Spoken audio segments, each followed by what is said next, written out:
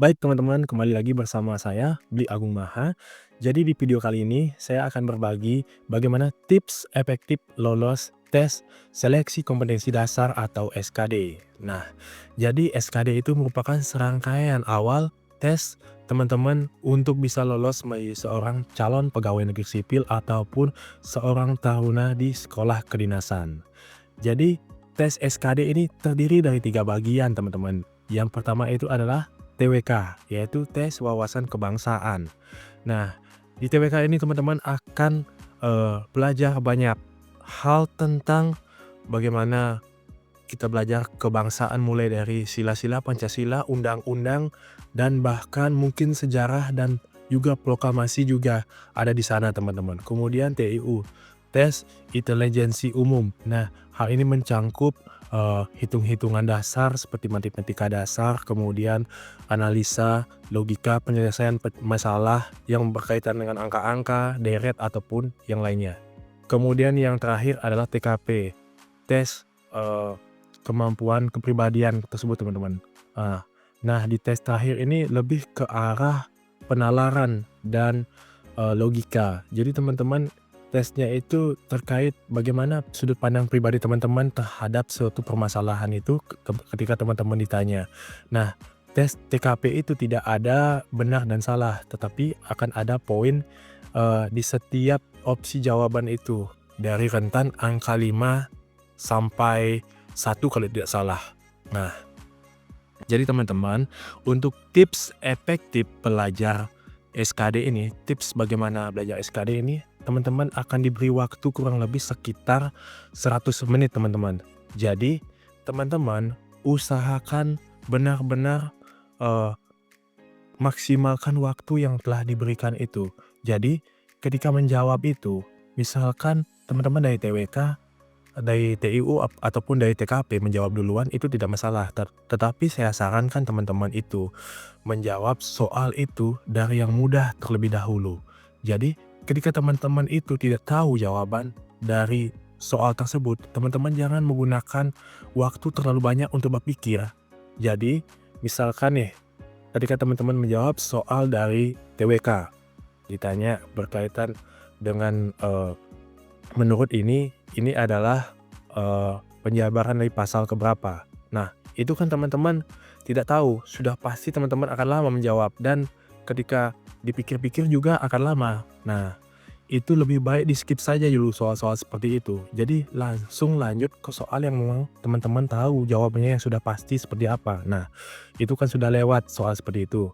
Jadi kemudian lanjut di soal TIU yang berkaitan dengan angka-angka. Nah, teman-teman jawab dari soal-soal yang hitung-hitungannya itu lebih mudah. Jangan yang soal cerita yang panjang-panjang itu jawab belakangan saja.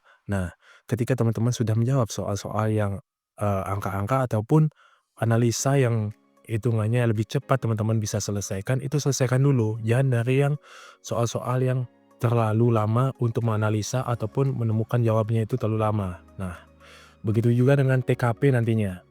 Nah, itu adalah cara efektif untuk menghadapi soal-soal SKD seperti itu teman-teman. Jadi ketika teman-teman sudah melakukan itu, teman-teman nanti akan tahu berapa soal yang kurang. Nah, sisanya teman-teman bisa manfaatkan waktu yang sudah teman-teman pergunakan dengan efektif tersebut untuk menjawab sisa soal-soal yang teman-teman rasa sulit tersebut. Nah, jadi yang kedua itu usahakan teman-teman setiap soal itu jangan sampai ada yang kosong. Nah, jika memang waktunya itu sudah mepet, teman-teman usahakan saja untuk menjawab semua soal-soal tersebut.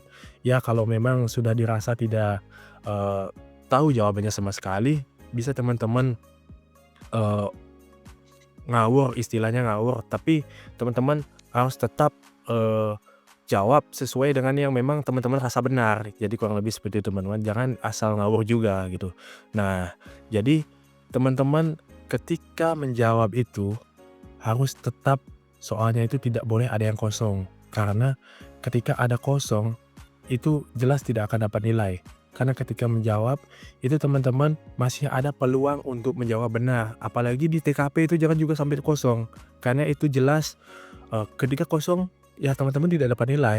Karena ketika menjawab salah pun itu tetap dapat poin, tetapi mungkin tidak maksimal. Nah, jadi kurang lebih seperti itu teman-teman, cara menghadapi soal-soal SKD. Nah, saya bagikan tips lebih baik lagi, jadi teman-teman agar bisa lebih lancar lagi untuk bisa menjawab atau mengantisipasi banyaknya soal-soal SKD seperti itu, teman-teman itu bisa belajar dari buku CPNS yang memang saat ini sudah banyak dijual di eh, internet ataupun dijual di toko buku resmi seperti Gramedia. Nah, dan juga saya sarankan teman-teman untuk belajar juga lewat web resminya BKN. Kalau saya dulu itu di cat.bkn.go.id. Coba saja teman-teman cari di sana, itu bisa langsung kita mulai untuk simulasi. Nah, setelah klik selesai itu akan langsung keluar seperti skornya nanti di sana, teman-teman. Nah, jadi saya juga bisa rekomendasikan beberapa buku CPNS yang mungkin berguna atau buku sekolah kedinasan yang mungkin berguna untuk teman-teman. Nanti teman-teman bisa cek di link di bawah ini. Nanti teman-teman bisa check out jika memang teman-teman berkenan untuk menjadikan hal tersebut sebagai bahan untuk belajar. Jadi kurang lebih seperti itu teman-teman yang bisa saya bagikan sekarang mengenai bagaimana cara efektif untuk belajar SKD. Nah, jika teman-teman merasa video ini bermanfaat, teman-teman jangan lupa like, komen, dan subscribe. Sampai jumpa dan bertemu kembali di video selanjutnya.